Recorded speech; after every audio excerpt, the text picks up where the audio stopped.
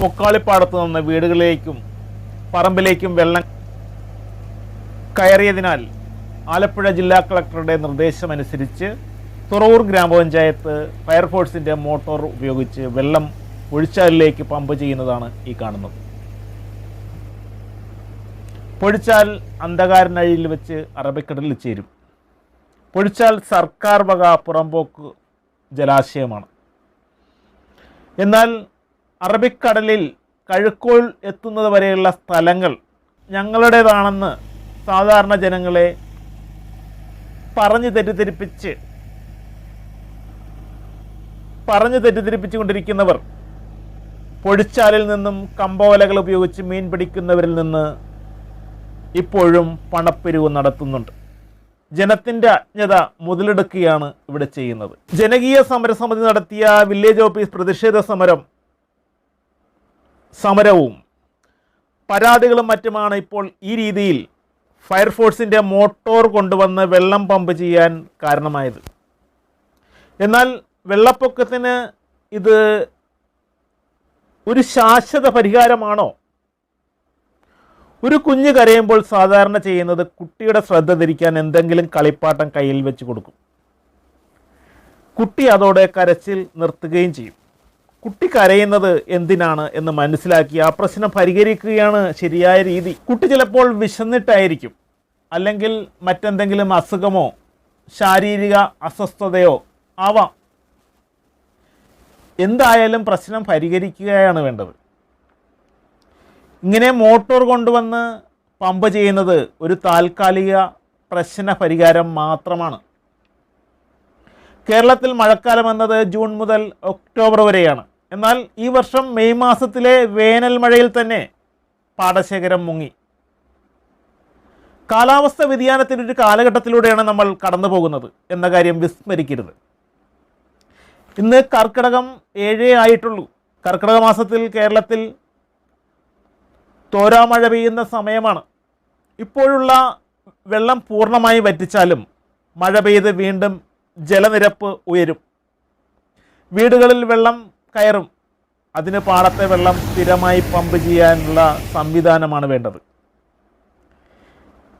ഈ മോട്ടോർ തറയിൽ ഇരിക്കുന്നത് നെൽകൃഷി നടത്തുവാൻ വേണ്ടി കൃഷി ഡിപ്പാർട്ട്മെൻറ്റ് അനുവദിച്ച് നൽകിയ മോട്ടോർ പമ്പാണ്.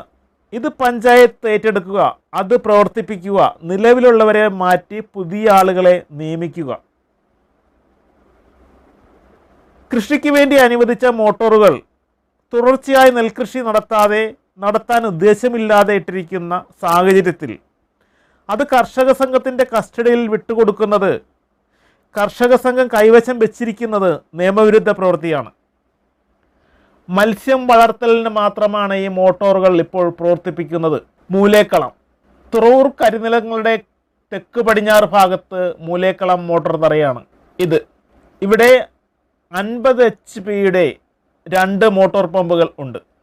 കിളിമിനി മോട്ടോർ തറയിൽ 50 HP-യുടെ ഒരു മോട്ടോറും. അങ്ങനെ 3 മോട്ടോർ പമ്പുകൾ തുറവൂർ പാടശേഖരത്തിൻ്റെ പക്കലുണ്ട്. ഇതുകൂടാതെ കൂട്ടുകൃഷി പാടശേഖരത്തിൽ മറ്റൊരു മോട്ടോർ പമ്പുമുണ്ട്. ഇവ ശരിയായ രീതിയിൽ പ്രവർത്തിപ്പിച്ചാൽ ഇവിടെ ഒരു വെള്ളക്കെട്ടും ഉണ്ടാവില്ല. മൂലക്കളം മോട്ടോർ തറയിൽ ഒരു മോട്ടറിൻ്റെ പെട്ടി കരയിലെടുത്ത് വെച്ചിരിക്കുകയാണ്.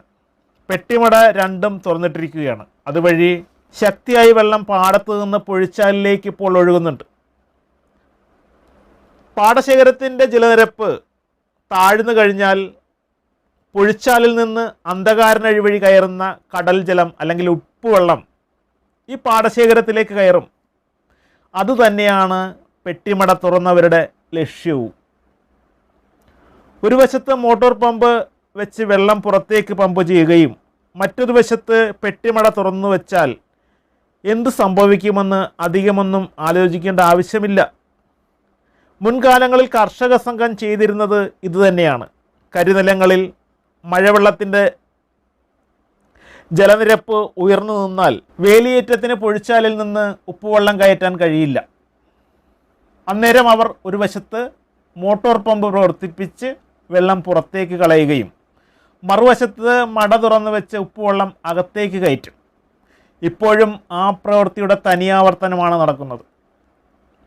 ഉപ്പുവെള്ളം കയറുന്നതിന് എതിരായി സമരം ഒരു വശത്ത് നടക്കുന്നുണ്ടെങ്കിലും ചാല് പിടിക്കുന്നവർ തുറവൂർ കരിനിലങ്ങളിൽ കഴിഞ്ഞ വർഷവും ഉപ്പുവെള്ളം കയറ്റിയിരുന്നു. ഉപ്പുവെള്ളം കയറ്റി ചെല്ലിയും പായലും നശിപ്പിച്ചതിന് ശേഷമാണ് ഉടക്കുവലയും മറ്റും ഉപയോഗിച്ച് അവർ മീൻ പിടിച്ചത്. മാർച്ച് 31 ശേഷം പൊഴിച്ചാലിൽ നിന്ന് വീണ്ടും പെട്ടിമട വഴി ഉപ്പുവെള്ളം കയറ്റി വിട്ടു. ഏതാനും ദിവസങ്ങൾക്ക് ശേഷം വാർഡ് മെമ്പർ ഇടപെട്ടാണ് അത് അടപ്പിച്ചത്. അത് സംബന്ധിച്ച വിവരങ്ങൾ ഫേസ്ബുക്ക് പോസ്റ്റിൽ വാർഡ് മെമ്പർ തന്നെ പങ്കുവച്ചിരുന്നു. കർഷക സംഘം പരസ്യമായി പറയുന്നത് പാടശേഖരത്തിൻ്റെ സമീപം താമസിക്കുന്ന പട്ടികജാതി വിഭാഗങ്ങൾ സമരം നടത്തുന്നതിനാൽ പാടശേഖരം മത്സ്യലേലത്തിൽ കൊടുക്കാൻ കഴിയുന്നില്ല, അതുകൊണ്ട് ഞങ്ങളുടെ കയ്യിൽ മോട്ടോർ പമ്പ് പ്രവർത്തിപ്പിക്കാനും മടകളടക്കാനും പണമില്ല എന്നാണ് പറയുന്നത്. എന്നാൽ രഹസ്യമായി പാടശേഖരം മത്സ്യലേലത്തിൽ കൊടുക്കുകയും പണം വാങ്ങുകയും അത് കർഷക സംഘം നേതൃത്വം വീതിച്ചെടുക്കുകയുമാണ് ചെയ്യുന്നത്. ഇതിൽ നിന്ന് 1 രൂപ പോലും സ്ഥലമുടമകൾക്ക് കൊടുക്കാറില്ല. ചാല് പിടിക്കുന്നവർ ഈ വർഷവും പാടശേഖരത്തിൽ നിന്ന് മീൻ പിടിക്കാൻ ഇറങ്ങും. സമീപവാസികൾ ഇതിൻ്റെ ചിത്രങ്ങളും വീഡിയോയും എടുത്ത് സോഷ്യൽ മീഡിയയിൽ നിരന്തരം പങ്കുവെക്കുക. യാഥാർത്ഥ്യം പുറം ലോകം അറിയട്ടെ. സമരസമിതി ഒളിച്ചു വെച്ച മറ്റൊരു കാര്യമാണ് ഈ പാടശേഖരത്തിൻ്റെ ഉള്ളിൽ സ്ഥിതി ചെയ്യുന്ന തോടുകൾ. ഏകദേശം 38 ഏക്കർ തോടുകളുണ്ട്. 1994 ഏപ്രിൽ 23 നിലവിൽ വന്ന കേരള പഞ്ചായത്ത് രാജ് നിയമത്തിൻ്റെ 218 വകുപ്പ് പ്രകാരം ഗ്രാമപഞ്ചായത്തിൽ നിക്ഷിപ്തമാണ്. എന്നാൽ ആ വിവരം മറച്ചു വെച്ചുകൊണ്ട് ഇത് തിരുമല ദേവസ്വം വകയാണെന്ന തെറ്റിദ്ധാരണ പരത്തി തിരുമല ദേവസ്വത്തിന് മത്സ്യലേല വിഹിതം കൊടുത്തു വരികയാണ്. തുറവൂർ ഗ്രാമപഞ്ചായത്തിന് ലഭിക്കേണ്ട വൻതുക തട്ടിയെടുക്കുകയാണ് കർഷക സംഘവും ദേവസ്വവും കൂടി ചെയ്യുന്നത്. പൊതുഖജനാവിലേക്ക് വരേണ്ട വൻതുക ഇങ്ങനെ കൊള്ളയടിക്കപ്പെടുകയാണ് ഇവിടെ. ഈ പൊതുമുതൽ കൊള്ളയടിക്കുന്നതിനെക്കുറിച്ച് സമരസമിതിയുടെ നിലപാട് എന്താണ്? ഈ കാണുന്നതാണ് 10ന്റെ മുട്ട്. കേരളത്തിൻ്റെ വിപ്ലവ വനിത എന്ന് വിളിക്കപ്പെടുന്ന KR ഗൗരിയമ്മയെ സ്മരിക്കാതെ 10ന്റെ മുട്ടിനെ കുറിച്ച് പറയാനാവില്ല. കർഷക തൊഴിലാളി സമരവുമായി ബന്ധപ്പെട്ട് അതിൻ്റെ മുന്നണി പോരാളിയായിരുന്ന ഗൗരിയമ്മയ്ക്ക് അന്ന് കൊടിയ മർദ്ദനം പോലീസിൽ നിന്ന് ഏൽക്കേണ്ടി വന്നു. ഇവിടെ വെച്ചു. പിന്നീട് ജയിലിലടക്കപ്പെട്ടു. അങ്ങനെ ചരിത്രത്തിൽ ഇടം പിടിച്ച ഒരു സ്ഥലമാണ്. പണ്ട് വളരെ തിരക്കുണ്ടായിരുന്ന ഒരു സ്ഥലമാണിത്. ഇവിടെ ഒരു ചായക്കടയുണ്ടായിരുന്നു.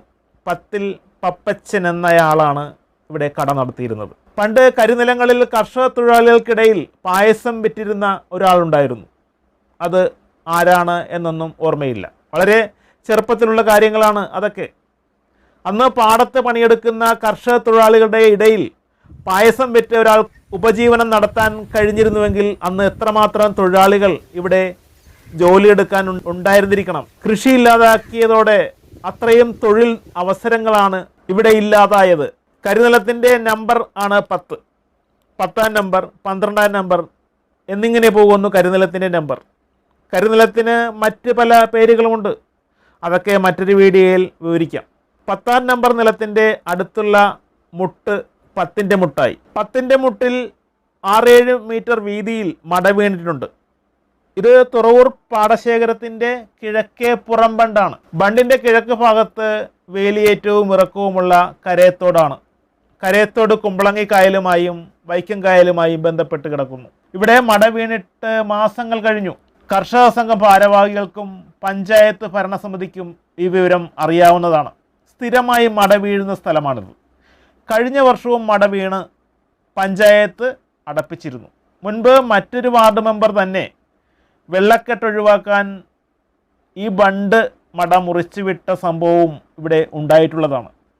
അപ്പോൾ തുറവൂർ ഗ്രാമപഞ്ചായത്ത് ഭരണസമിതി അംഗങ്ങൾക്ക് ഈ മട വീണിട്ടുള്ള കാര്യം അറിയില്ല എന്നൊക്കെ പറയുന്നത് വളരെ ബാലിശമാണ്.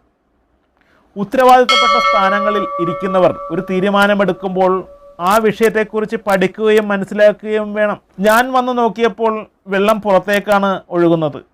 അതുകൊണ്ടാണ് മട അടക്കാതിരുന്നത്. അല്ലെങ്കിൽ ഇവിടെ മൊത്തത്തിൽ മുങ്ങുമായിരുന്നു എന്നും മറ്റും പറയുന്നത് വീണെടുത്ത് വിദ്യയാണ്. വേലിയേറ്റവും ഇറക്കവുമുള്ള തോട്ടിൽ ഇറക്കത്തിന് പുറത്തേക്കും വേലിയേറ്റത്തിന് അകത്തേക്കും വെള്ളം ഒഴുകും. ഇതൊക്കെ സ്കൂൾ കുട്ടികൾക്ക് പോലും അറിയാവുന്ന കാര്യങ്ങളാണ്. അതൊരു വാർഡ് മെമ്പർക്ക് അറിയില്ല എന്ന് പറയുന്നത് വിചിത്രമായി തോന്നുന്നു. പത്തിൻ്റെ മുട്ടിൻ്റെ പുറംബണ്ടിലെ മട കർഷക സംഘം അടക്കാഞ്ഞത് ഇതിലൂടെ ഉപ്പുവെള്ളം കയറാൻ വേണ്ടിയാണോ എന്ന് ആരെങ്കിലും സംശയിച്ചാൽ അവരെ കുറ്റം പറയാൻ ആവില്ല. അപ്പോൾ അറിഞ്ഞോ അറിയാതെയോ തുറവൂർ പഞ്ചായത്ത് കർഷക സംഘത്തെ സഹായിക്കുകയാണ് ഫലത്തിൽ ചെയ്തുകൊണ്ടിരിക്കുന്നത്. എത്രയും വേഗം പുറംബണ്ടിൻ്റെ എല്ലാ മടകളും അടക്കുക, എന്നിട്ട് മോട്ടോറുകൾ പ്രവർത്തിപ്പിക്കണം. അല്ലാതെ വൈക്കംകായലിലെ വെള്ളം കരത്തോട് വഴി കൊണ്ടുവന്ന് തുറവൂർ പാടശേഖരത്തിൽ നിന്ന് പമ്പ് ചെയ്ത് പുഴിച്ചാലിൽ കളയുന്ന പദ്ധതി കൊണ്ട് ആലപ്പുഴ ജില്ലാ കളക്ടറുടെ ഉത്തരവ് നടപ്പിലാക്കിയെന്ന് തുറവൂർ ഗ്രാമപഞ്ചായത്തിന് അവകാശപ്പെടാം. എന്നാൽ ജനങ്ങൾക്ക് ഈ പ്രവൃത്തി കൊണ്ട് ഒരു പ്രയോജനവുമില്ല. വെള്ളം കുറേയൊക്കെ ഇറങ്ങിയതിന് ശേഷമുള്ള പുഴിച്ചിറയിലെ ഒരു വീടിൻ്റെ കാഴ്ചയാണ് ഈ കാണുന്നത്. വീഡിയോ ഇഷ്ടമായെങ്കിൽ ലൈക്ക് ചെയ്യുക, അഭിപ്രായങ്ങൾ എന്തു തന്നെയായാലും കമൻറ്റ് ചെയ്യുക, ചാനൽ സബ്സ്ക്രൈബ് ചെയ്യുക. മറ്റൊരു വിഷയവുമായി വീണ്ടും കാണാം. നന്ദി, നമസ്കാരം.